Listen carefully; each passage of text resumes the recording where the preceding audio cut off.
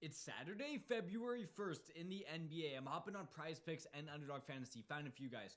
4 or 5 bets I absolutely love in the NBA. As you see, we've been on absolute fire. An 18-8 run over the last video plays. That's a 69% win rate. If you know anything about betting, if you're hitting at 69% of your bets, you're making so much money. Before we go over our exact picks yesterday, go down there. First, like the video. I would appreciate it. Only takes one click. Does help out the algorithm. Then go down there and subscribe. We started right when the NBA season started, giving you guys free NBA bets on YouTube. We're going to go right until the NBA Finals. Give it our best bets every single day. It's free to subscribe. Go do that. Keep up with the videos we make every single day. Yesterday, a 3-in-1 day. Chris Paul over 8.5 points. That crushes. CJ McCollum under 19.5. Even with Zion getting injured and DeJounte Murray getting injured, he still goes under. That call was absolutely amazing. PJ Washington over 16.5. He absolutely crushes that in the third quarter. Tyrese Maxey under 31.5. I bet against the superstar. Should not have happened. He absolutely balled out. I did not expect Philadelphia to score over 120 points. Is what it is. I'll take a 3-in-1 day. Still, most of the time, I'll still take that. Tyrese Maxey under. It is what it is. Still heading at a 69% win rate. I've been loving the calls recently. As you see, an even better win rate is on our VIP. This is where we send you guys 3 extra bets. These are always my favorite picks. We sell them super cheap. I'll go over and show you guys. We are on a 54-28 run. We don't only just tell you the play, we also give a whole 100+ word write-up on why we love these picks. Like I said, we're selling this cheaper than anyone else I've seen sell picks. Top link in the description on Winnable. There's a free Winnable package. This is no extra plays. This is just our video plays sent out the night before. I'm recording this right now on Friday night. The video won't be posted till Saturday morning, but I've already sent out the plays early to everyone on the free Winnable. This way, in case the lines move, you end up being more profitable if you play the plays early, and you're playing exactly what I'm playing. A ton of times it's here our lines are moved, and if you play the move line, you end up losing, but if you play our line, you end up winning. That's why we have this free package here, but mainly, check out the VIPs. 3 extra bets every single day. I'm telling you, they easily pay for itself. We've been cashing you boys out like crazy, hitting at over a 65% clip. The video plays have been on fire. Let's hop on PrizePicks and Underdog and find you guys a couple plays I absolutely love. We got a nice 9-game slate. Let's see what we can find. Firstly, that stands out. We got Shea at 34.5 points. I know he's hit this in 3 of his last 5 games, but Sacramento actually is quite good against point guards. They're the 7th best defense in the NBA against point guards. I'm looking at Shea. I've been fading superstars like crazy, and I know normally people don't love to do that, but when there's value there, I'll always do it because it's going to keep my record being at 70%, because when no one wants to play the pick, normally the pick has value. Let's see what he's done against the Kings, because they are a pretty good defense against point guards. Shea's been killing them, though. He's actually hit this in 4 straight games against them. When he played them this year, 11-25, he scored 37 points. Maybe that's a line I don't want to touch just because the recent success has been there, but Jalen Williams is back. I don't know if he played in all these games. I don't think he was injured for a long time, but he just missed a couple games. Maybe it'll be more of a lean for now. But I would not be surprised at all if Shea goes under 34.5. I might not make it an official play just because how well Shea has done recently. As you see, we're on both Underdog and PrizePicks. You can check those out with code BROS, BROS. Ton of times these guys have different lines. Like yesterday, Klay Thompson's line was 13.5 on Underdog and 16.5. I'm getting it mixed up. 13.5 on PrizePicks and 17.5 on PrizePicks, but on Underdog, Klay was 12.5 and PJ Washington was 16.5. I'll probably butcher that up, but a ton of times the lines are different, so you can get value on both these. You should be on both Underdog and PrizePicks. Code BROS, BROS, will give you massive deposit matches. I still honestly do want to take the Shea under. I'm leaning if I actually do it, but the defense is very elite. I know he's been good, but normally Shea's line is 29.5. For it to go up to 39.5 or 34.5 just on the basis he's been playing well and playing like an MVP, I still think the line is too high. I still honestly think there's a 60 to 65% chance he goes under. Obviously, I'm not guaranteeing it. Shea's a superstar, but if you're hitting 65% of your bets, you're making money. I think I will take the Shea under just because the defense is still elite. He's still a top 7 defense, and his line should be more 31.5. It's just so high because he's coming off 50-point games.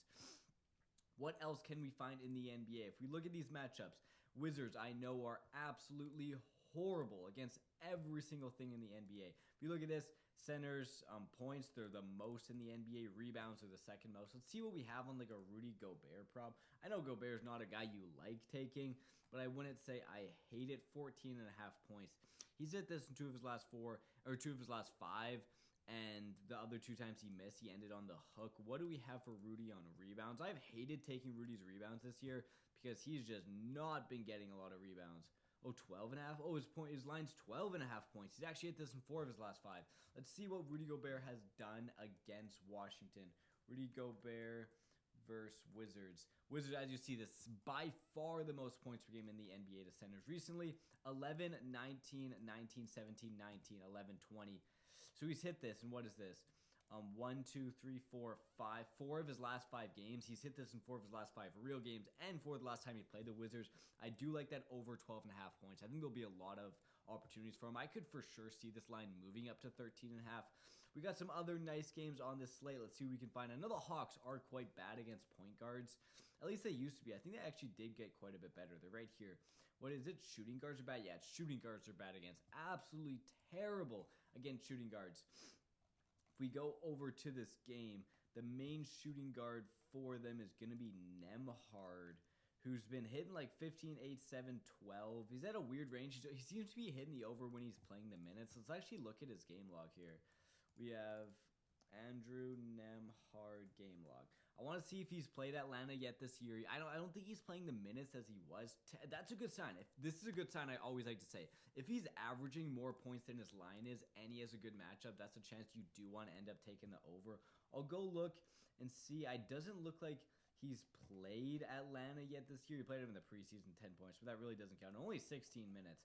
But recently his minutes have been pretty high. 32, 27, 28, 41. He is becoming the clear starter. He's getting double-digit points constantly. It's an absolutely elite matchup. Atlanta, second worst defense in the NBA against shooting guards. I think I'm going to go over there and take the Nembhard over.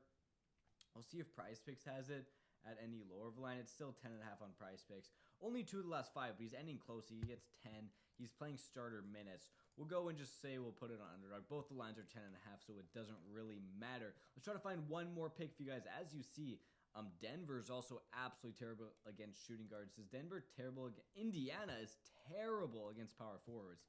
If we go over to the starting power forward for Atlanta, it's not Risha Shea. He's more of like a small forward, right?